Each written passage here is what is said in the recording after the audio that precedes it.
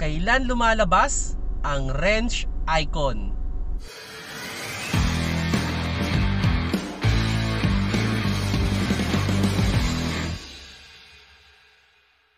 Hello mga paps, I'm Kuya Shane at meron tayong na-receive na question na related dun sa wrench icon o yung iba parang maintenance icon or for maintenance icon. Okay, kailan ba lumalabas to? Well, depende yan sa kotse, no?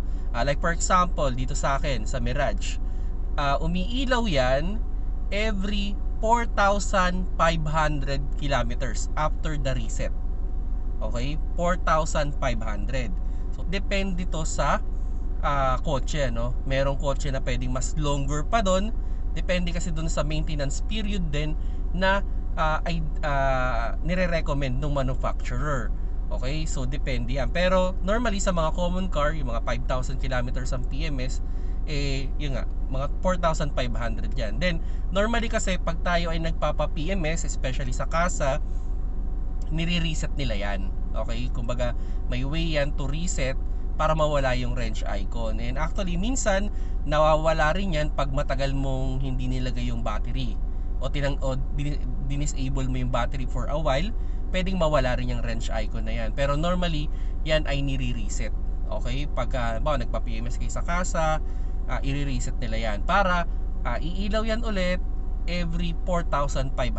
On my own experience, wala siya sa months okay? Nasa kilometers lang siya naka-base.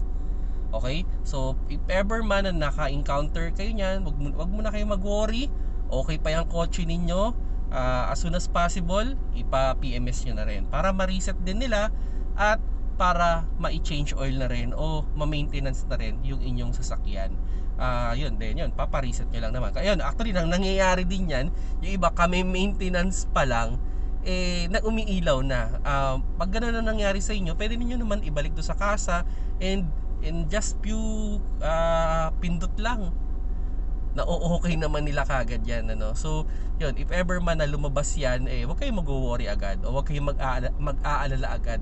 Goods pa yan, okay? Kumbaga nagpapaalala lang yan na for maintenance na yung inyong kotse kasi tumakbo na kayo ng around 4,500 kilometers. Pero sabi ko nga, depende yan sa kotse. Okay, depende dun sa PMS na recommended ng inyong sasakyan. Okay, kasi yun nga, meron kasing manufacturer na every 5,000 ang standard nila, meron mga manufacturer na every 10,000 kilometers. So kung sakali, medyo mas malapit doon ng konti yung bago yan umilaw. Okay mga paps, kung nagustuhan nyo yung video, paki-like na lang. At kung hindi pa kayo subscriber ng aking YouTube channel, press subscribe button sa baba. Facebook, click lang yung follow sa taas. At TikTok, click na yung plus sign dyan sa logo ng Kuya Shane. Salamat sa panonood, keep safe mga paps.